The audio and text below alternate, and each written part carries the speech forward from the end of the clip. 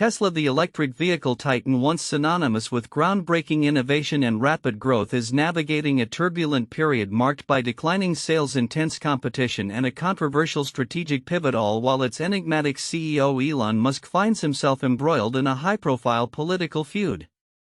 The confluence of these factors has analysts and investors alike scrutinizing the company's future direction and its ability to maintain its pioneering edge. Global car sales for Tesla plummeted sharply in the second quarter, delivering just 384,000 vehicles from April through June, a significant drop from 444,000 a year earlier. This continued a decline that commenced last year, largely attributed to the company's deliberate shift in focus towards autonomous driving technology at the expense of developing new models to entice a broader consumer base. Tesla's limited and aging vehicle lineup is visibly struggling against the formidable rise of agile Chinese automakers like BYD and the renewed aggression of established Western giants such as General Motors, Volkswagen, and BMW. Despite the slumping vehicle sales, Elon Musk, Tesla's chief executive, has appeared largely unperturbed, reiterating his conviction that the company's true future lies in advanced autonomous technology that will enable Teslas to operate as ubiquitous driverless taxis. This ambitious vision has resonated with a substantial segment of investors, propelling Tesla's stock market valuation to more than $940 billion, and notably its shares even saw an uptick in early trading on Wednesday, as Wall Street had anticipated the sales decline. Musk's self-driving ambitions recently entered a critical testing phase last month as specially equipped Model Y SUVs dubbed Robotaxis began offering paid rides to select guests in Austin, Texas. While the initial reviews from these hand-picked social media-savvy Tesla enthusiasts were almost uniformly glowing, videos they captured inadvertently exposed several technological shortcomings. Instances of sudden braking, perilous passenger drop-offs in the middle of intersections, and the necessity for intervention from safety monitors present in the front passenger seats highlighted the nascent stage of the technology. Further underscoring the company's autonomous push, Tesla recently completed a driverless journey from its Austin factory to a customer located half an hour away. There were no people in the car at all and no remote operators in control at any point. Fully autonomous, Musk declared on X. However, critics swiftly pointed out that Tesla's own videos of the feat showed the vehicle parking at its destination along a curb explicitly marked "No Parking Fire Lane." The sharp decline in car sales is poised to significantly impact Tesla's profitability. The company is already teetering on the brink of financial loss, having only reported a profit in the first quarter thanks to a $447 million windfall from selling clean air credits to rival automakers exceeding pollution limits, a revenue stream the Trump administration is actively seeking to eliminate. The sales figures also paint a picture of severe underutilization across Tesla's global manufacturing facilities.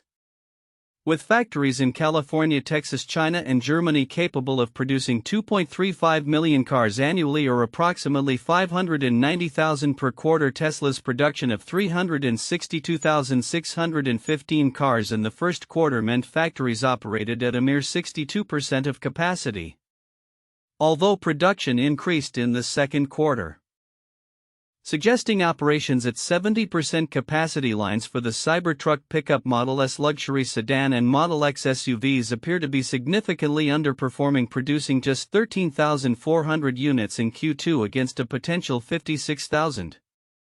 This unused capacity is a particular burden for Tesla given its highly automated production lines rely on costly machinery demanding constant maintenance and depreciating over time. As Ferdinand Dudenhofer, director of the Center Automotive Research in Bochum, Germany, succinctly put it, you can't lay off machines. You have to keep paying them even when you're not using them. For context, the average capacity utilization rate for the U.S. auto industry, including suppliers, stands at 65%, well below healthy levels according to the Federal Reserve Bank of St. Louis. These challenges have already eroded investor confidence, with Tesla's share price dropping approximately 20% this year, predating Wednesday's news. Regional sales data further illustrates the struggle. With new Tesla registrations in Britain and continental Europe falling 28% in May even after an updated Model Y was introduced, while US sales declined 21% in the second quarter as estimated by Cox Automotive. Adding another layer of complexity to Tesla's woes is Elon Musk's increasingly prominent and controversial involvement in right-wing politics and his past support for President Trump. This alignment has alienated many liberal consumers, a demographic typically more inclined to purchase electric vehicles. The once inseparable bromance between Trump and Musk has, however, dramatically soured. Their dispute escalated recently over Musk's fierce opposition to a sweeping tax and spending bill supported by the president, which Musk lambasted as insane and which is projected to inflate the U.S. national debt by $3.3 trillion. Critically, this legislation also slashes federal support for products integral to Tesla's business, including solar panels, batteries, and electric vehicles. Musk has now threatened to finance primary challenges against Republicans who vote for the bill, drawing a direct counterthreat from Trump to cut what he described as subsidies received by Musk's companies. This very public falling out has become a transfixing spectacle globally, particularly in China, where social media has been dominated by the feud. Many Chinese netizens are firmly Team Musk, praising his tech-driven mindset and expressing sentiments like if Elon Musk were to found a political party, his tech-driven mindset could inject fresh energy into politics. The potential for change is significant and worth watching. Another popular comment quipped, "Brother Musk, you've got over 1 billion people on our side backing you." Musk enjoys widespread veneration in China for his business acumen and technological achievements, with Tesla's Shanghai factory being its largest by volume and his mother May Musk a social media celebrity. This contrasts sharply with Trump, often perceived in China as an unpredictable funny man responsible for the most aggressive trade war in recent history. The robust discussion of this political drama on China's tightly controlled social media platforms suggests that some censors may view U.S. political chaos as advantageous for Beijing. Meanwhile, back in the U.S., a Trump ally has already launched a super PAC specifically designed to combat Elon Musk following his threat to establish a third political party. It remains to be seen whether the liberals alienated by Musk's previous political stances will now soften their animosity in light of his very public quarrel with the president. As Tesla grapples with declining sales, the formidable challenge of scaling its autonomous driving technology, and the unpredictable fallout from its CEO's political entanglements, the path ahead appears fraught with both immense opportunity and significant risk. The company's future hinges on whether Musk's audacious bet on full autonomy can materialize into a profitable reality before its core automotive business is further eroded by increasingly fierce competition and the lingering effects of his controversial public persona. The coming quarters will be critical in determining if Tesla can indeed pivot successfully from a leading EV manufacturer to a dominant AI and robotics company, or if its current trajectory signals a more enduring period of struggle. A recent flurry of developments illustrates the complex and often contentious landscape surrounding the Trump administration's ambitious Department of Government Efficiency (DOGE) initiative, a sweeping effort aimed at dramatically shrinking the federal footprint and cutting costs. From last-minute reversals on office closures to high-profile media missteps and escalating data privacy concerns, the program's far-reaching impact is becoming increasingly clear, underscoring the delicate balance between fiscal prudence and essential public services. In a significant pivot, the administration has rescinded its plan to shutter a critical U.S. Department of Agriculture (USDA) office in Syracuse, New York. This office, housed within the galleries of Syracuse complex, serves as the New York headquarters for vital agencies including the USDA Natural Resources Conservation Service, USDA Rural Development, and the Farm Service Agency. It employs dozens of scientists, engineers, economists, biologists, soil scientists, and other agricultural experts who provide indispensable support to farmers across the state. The Syracuse office was one of 34 USDA regional offices slated for closure as part of DOGE's nationwide cost-cutting drive, which initially targeted 747 federal office leases, aiming to save an estimated $543 571 annually by canceling the Syracuse lease alone. The proposed closure had sparked immediate and fierce opposition from New York lawmakers. Senators Kirsten Gillibrand and Charles Schumer alongside Representative John Mannion had vocally pressed the USDA for answers highlighting the devastating impact such a move would have on rural farm-based communities. In a June 10 letter to Senator Gillibrand, USDA Deputy Assistant Secretary Tucker A. Stewart confirmed the decision to terminate the lease had been rescinded, stating USDA is dedicated to ensuring agricultural producers in upstate New York have the resources and personnel needed to continue serving the American people. While Stewart offered no specific explanation for the reversal, Senator Gillibrand expressed relief, calling the initial plan ill-conceived. Senate Democratic leader Schumer criticized DOJ's shoot first and ask questions later approach, arguing that the Syracuse office was neither waste nor fraud and should never have been considered for closure. This reversal underscores the power of concentrated political and community pressure in challenging broad-stroke efficiency mandates, particularly when they threaten tangible on-the-ground services. Beyond federal office real estate, the ripple effects of the DOJ initiative extend into the private sector and the media landscape, stirring broader debates about government oversight and journalistic integrity. The very notion of government efficiency itself has become a point of contention, as highlighted by a recent incident involving National Public Radio (NPR). The public broadcaster was compelled to issue a correction after misquoting Sahil Lavangia, a former DOJ staffer, in a June 5 article. NPR initially reported that Lavangia found waste and fraud to be relatively non-existent in the federal government. However, Lavangia's full statement revealed a more nuanced perspective. While he believed abuse was relatively non-existent and there's minimal amounts of fraud, he also explicitly stated that there is a lot of waste. This misrepresentation, later corrected, reignited criticisms of NPR's journalistic standards, echoing previous allegations from former editor Yuri Berliner concerning the outlet's alleged abandonment of impartiality in its coverage of the Trump administration and its internal culture prioritizing identity over viewpoint diversity. This incident unfolds against a backdrop of increased financial scrutiny for public broadcasting, with the White House proposing a $9.4 billion rescissions package, including $1.1 billion in cuts to the Corporation for Public Broadcasting, a measure that the House of Representatives has already voted to pass. Such events underscore the challenges in accurately conveying the complexities of government operations and the intense political environment in which media outlets operate. Adding another layer of complexity to the government's operational landscape are allegations from multiple states accusing the U.S. Department of Health and Human Services (HHS) of illegally sharing extensive health data for immigration surveillance purposes without individual consent. While the direct link to DOJ is not explicitly detailed in the provided information beyond DOJ being listed as a relevant organization, these accusations highlight a broader concern about federal data handling practices and privacy rights, which could be impacted by or fall under the purview of efficiency-driven data consolidation or sharing initiatives.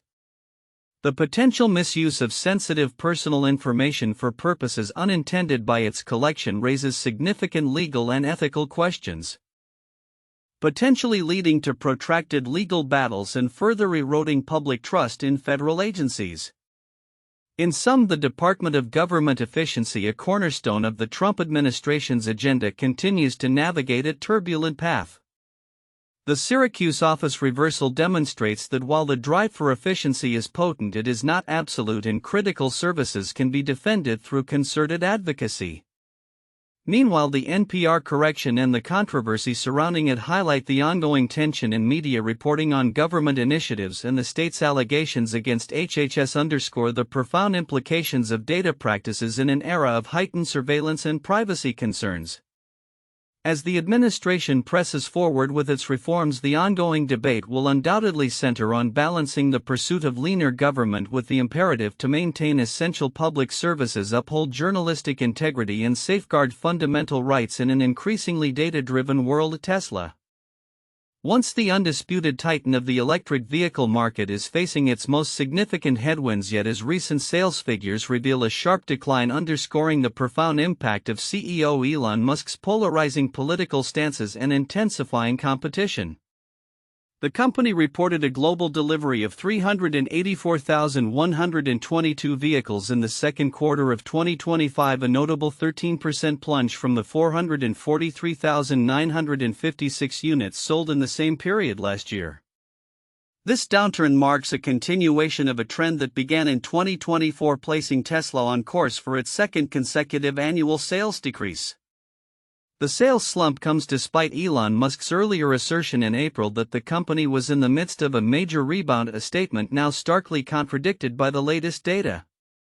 While the reported figures for the Model 3 and Y 373728 units did surpass some Wall Street analyst estimates, leading to a modest 5% rise in Tesla shares post-announcement. The broader picture painted is one of deep-seated challenges. Seth Goldstein, a senior equity analyst at Morningstar, acknowledged that the numbers weren't as bad as thought with all the analyst forecast cuts we saw over the past week, but cautioned that the report overall highlighted significant hurdles for the company. Tesla's stock has already shed about 20% of its value this year, reflecting growing investor concern. A primary driver behind this faltering demand appears to be a sustained consumer boycott linked to Musk's public embrace of U.S. President Donald Trump and various far-right European politicians.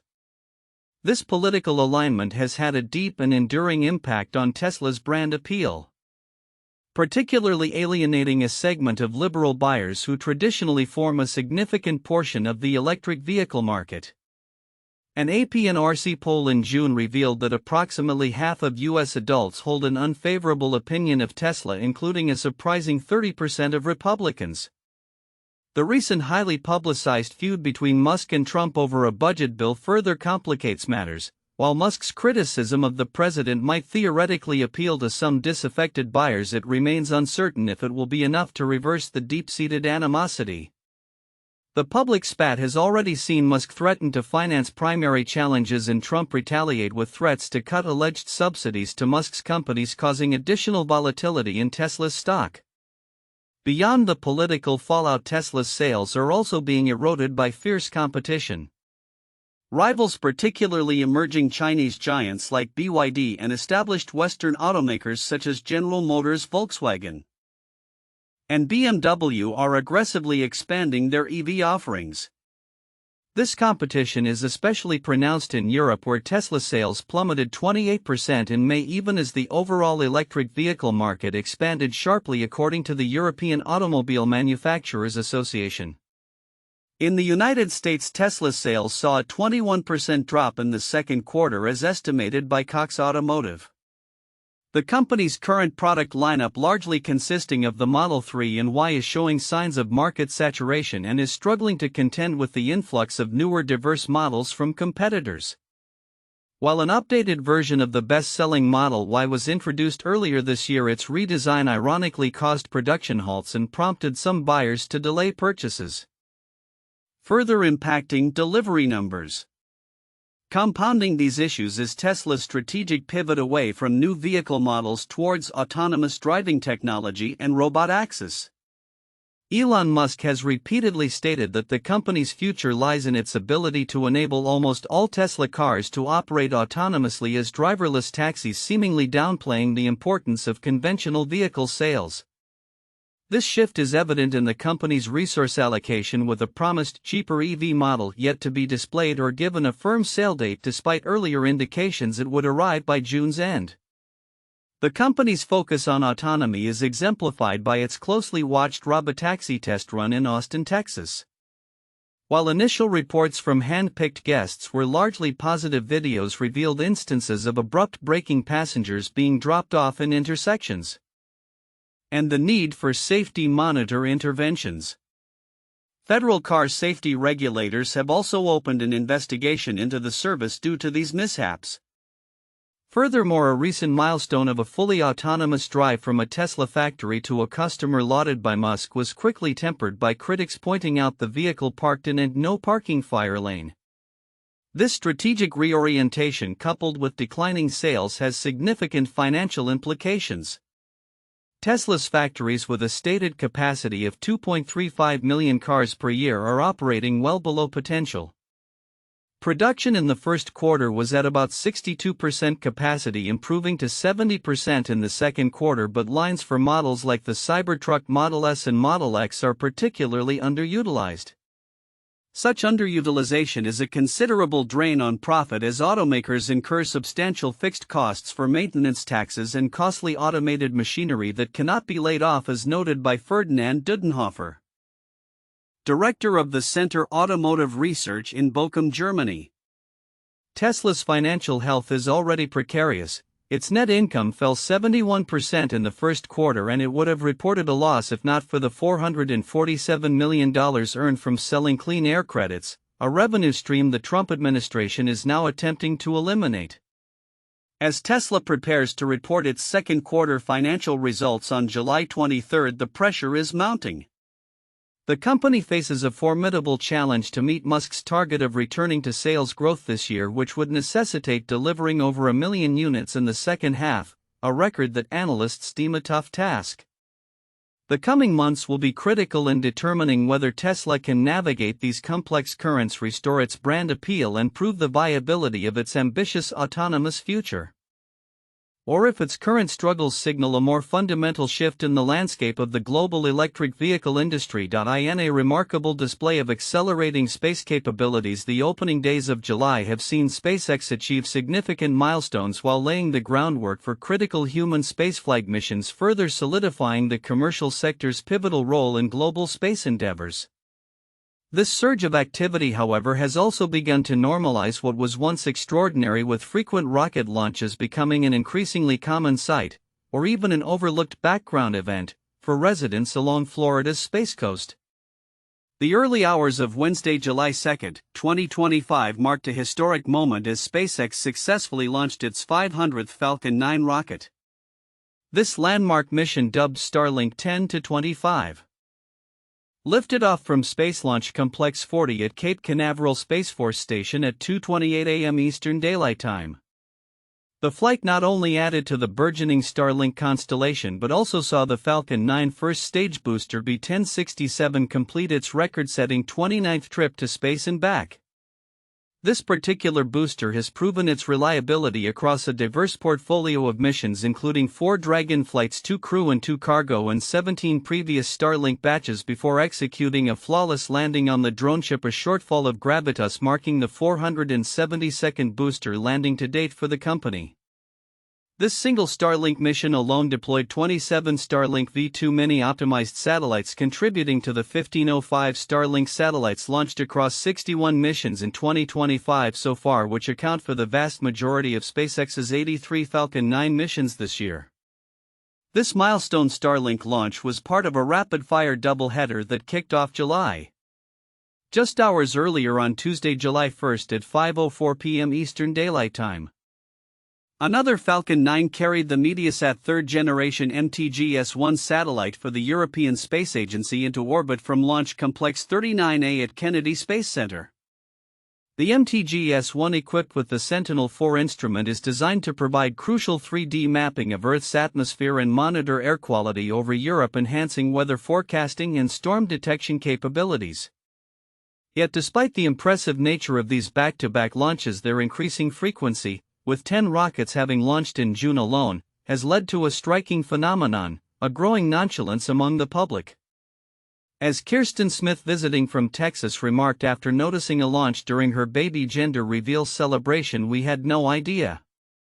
We are taking it as a sign of good luck."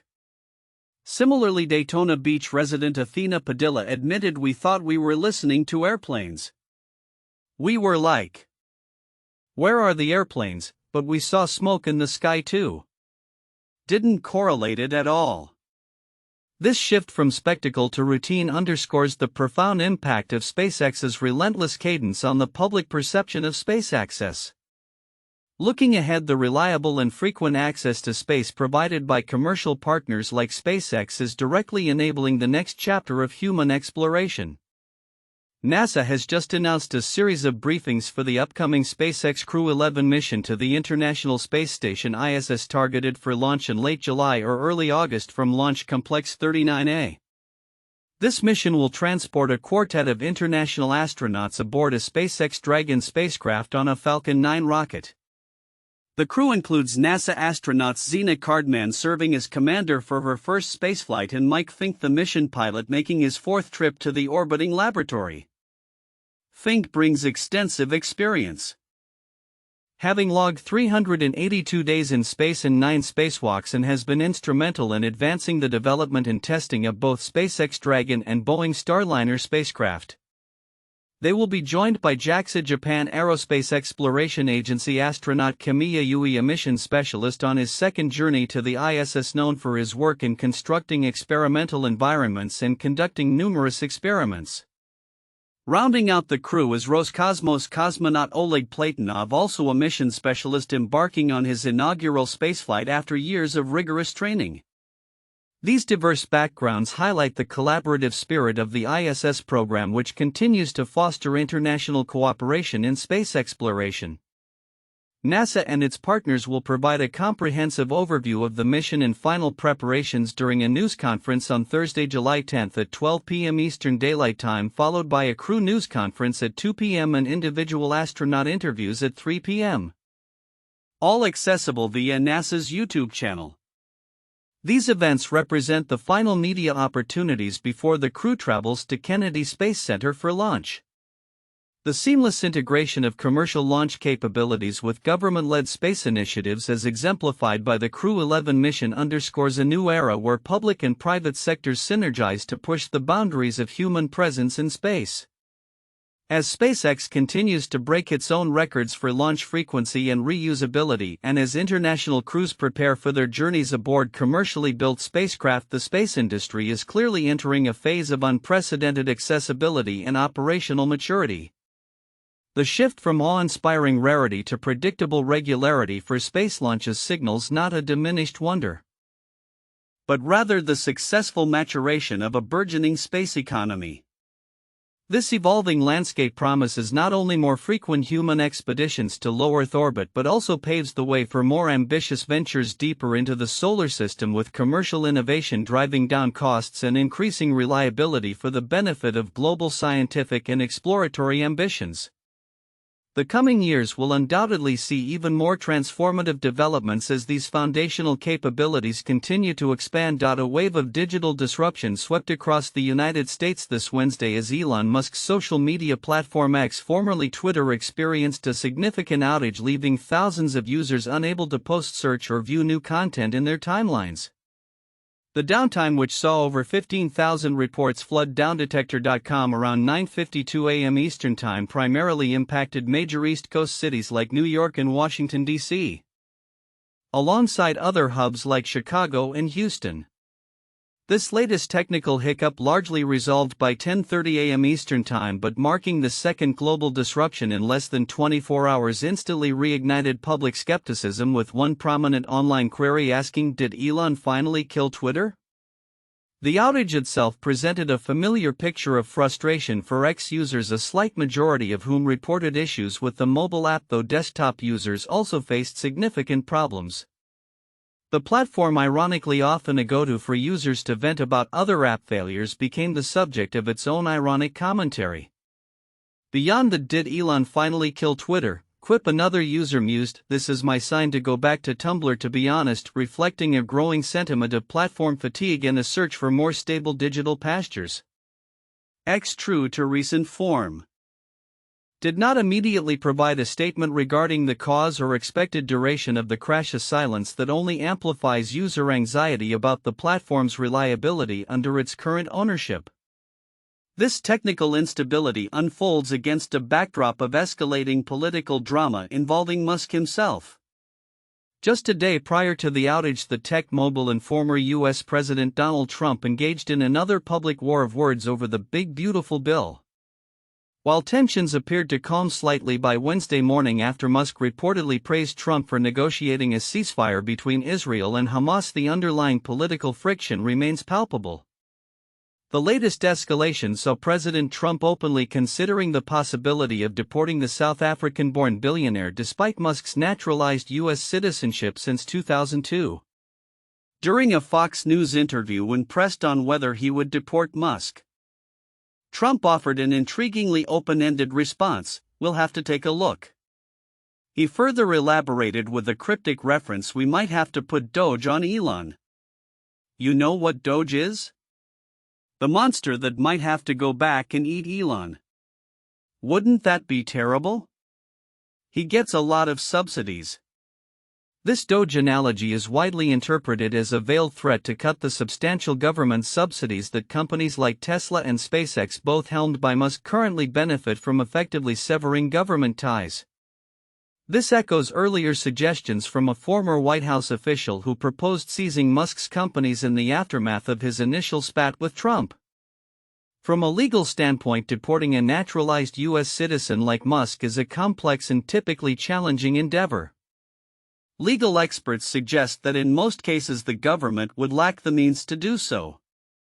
However, a can of worms could be opened if the government could prove citizenship fraud, any instance of lying on the 2002 application, which could theoretically void his citizenship. While there is no indication of such fraud, the Trump administration's willingness to bend the rules and take on high-profile challenges suggests this threat, however improbable, is not to be entirely dismissed. Musk's response on X was equally terse and telling: "So tempting to escalate this. So tempting. But I will refrain from now." This cryptic message hints at potential countermeasures, perhaps challenging any attempts to revoke his citizenship or cut his companies off from government contracts. But also acknowledges the financial repercussions such a confrontation could have on his ventures. The confluence of these events, a high-profile social media platform experiencing repeated outages and its owner embroiled in a public political feud with a former president threatening deportation, paints a picture of increasing volatility. The technical reliability of X has been a consistent point of concern since Musk's acquisition, with numerous disruptions reported in recent months. While the immediate cause of Wednesday's outage remains unconfirmed, the underlying sentiment among users points to a perceived decline in the platform's stability. Simultaneously, Musk's deepening foray into the political arena, including pledges to fund campaigns against Republican lawmakers and even form his own alternative political party, signals a significant shift in his public role, moving beyond tech visionary to a contentious political player. The implications for Tesla's electric vehicle regulations and subsidies, NASA contracts, and the broader tech landscape remain uncertain. As X continues to navigate these turbulent waters, the coming months will undoubtedly reveal whether its technical infrastructure can withstand the strain and whether its charismatic yet controversial owner can deftly manage the escalating political pressures that now define his public narrative. The frontier of human-computer interaction is rapidly expanding, with breakthroughs in brain-computer interface (BCI) technology pushing the boundaries of what's medically possible and ethically permissible. At the forefront of this revolution is Neuralink, Elon Musk's neurotechnology venture, which has recently accelerated its human trials, embedding its advanced brain chips into a growing number of patients and sparking profound discussions about the future of human consciousness and digital identity. Recent announcements from Neuralink confirm a significant expansion of its clinical trials, with 7 patients now having received the BCI implant, including a new implantation at a Miami area hospital. The company has also unveiled an ambitious product roadmap targeting a whole brain interface by 2028, and Elon Musk himself has suggested the Neuralink chip could eventually restore hearing even in cases of complete hearing loss, hinting at a future where neurological impairments might be overcome by direct neural intervention. Among the pioneering individuals experiencing this transformative technology firsthand is Nolan Arbaugh, Neuralink's first brain interface recipient, who received the link in January 2024. Arbaugh shared his profound astonishment at the device's intuitiveness in a recent interview with The Debrief, stating, "I was not expecting it to be as good as it is." He described his sensation where the device seemed to anticipate his thoughts, operating on a subconscious or subliminal level, almost faster than he could consciously think. This perception aligns with insights from cognitive neuroscientists like Dr. Julia Mossbridge, a member of the Alfred Lee Loomis Innovation Council at the Stimson Center, who, while not affiliated with Neuralink, notes that BCIs inherently operate on a subliminal level. Dr. Mossbridge clarifies that this spooky anticipation is not an intrusion but a reflection of how our brains already process information non-consciously before conscious decisions are made, and BCIs must harness these processes to feel seamless and responsive. However, the rapid advancement of BCIs also introduces complex ethical and practical considerations. While the immediate benefits for individuals with severe neurological conditions are immense, experts like Dr. Tom Chow, senior scientist at Bloorview Research Institute and a professor at the Institute of Biomedical Engineering at the University of Toronto, caution that the theoretical future of combining long-term brain data with artificial intelligence to predict broader patterns remains speculative at present. He stresses the critical need to preserve user autonomy and ensure that public understanding of BCIs is grounded in evidence-based, user-centered perspectives, especially around ethics, consent, and long-term impact. A central concern emerging from these discussions, particularly voiced by Arbaugh himself, revolves around data ownership rights. He passionately articulated the deeply personal nature of BCI data, emphasizing its intimate connection to identity and consciousness. Despite his participation in Neuralink's study, Arbaugh expressed a feeling of non-ownership over his neural data, stating, "I guess if I don't want them to have my data, I should just leave the study and I'll take the rest of my neural data and keep it to myself." He advocates for a big conversation about who the neural data belongs to, highlighting the need for robust legal and ethical frameworks before the technology reaches consumer markets. Legal scholars underscore the inadequacy of existing frameworks for this new frontier. Darrell Lim, the H. Laddie Montague Jr. Chair in Law and Associate Dean for Research and Innovation with Penn State University's Institute for Computational and Data Sciences (ICDS), points out that neural data transcends traditional categories like biometric or medical data. It is more intimate, reflecting thoughts, intentions, emotions, or cognitive states, dimensions of personhood not fully captured by current laws. Lim proposes the establishment of a new legal category for neural data, one that integrates privacy and data protection norms with deeper concerns about mental autonomy, cognitive liberty, and freedom of thought.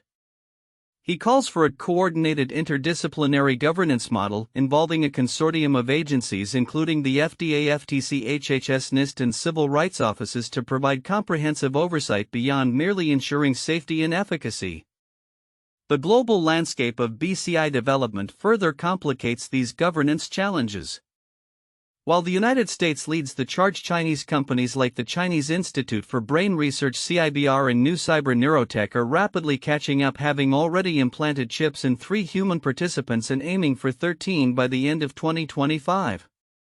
This international race highlights the urgent need for universally accepted ethical standards and global guidance, which are currently lacking. Beyond the ethical and legal complexities, the long-term physiological impacts of brain implants remain a significant unknown.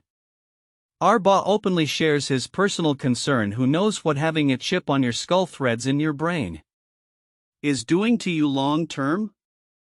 While he has experienced no major issues apart from irreparable thread detachment, he acknowledges that long-term data will come out with this at some point, and we will know what these things, what the chips, are doing to your brain, like physically.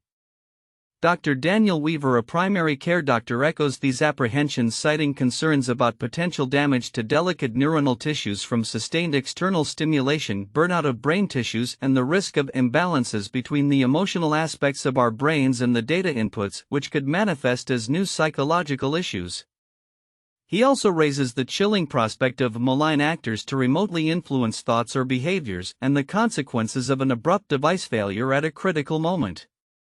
As brain-computer interfaces continue their rapid ascent, they compel humanity to confront profound questions about free will, consciousness, and what it means to be human in an increasingly augmented future. The challenge lies in crafting policies not just regionally but globally that ensure this powerful technology genuinely serves human well-being rather than succumbing to corporate or political interests.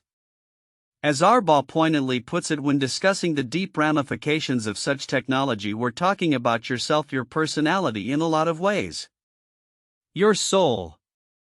The journey ahead promises to be fascinating, yet as Arbaugh aptly concludes, we're on the gray area teetering over the cliff there.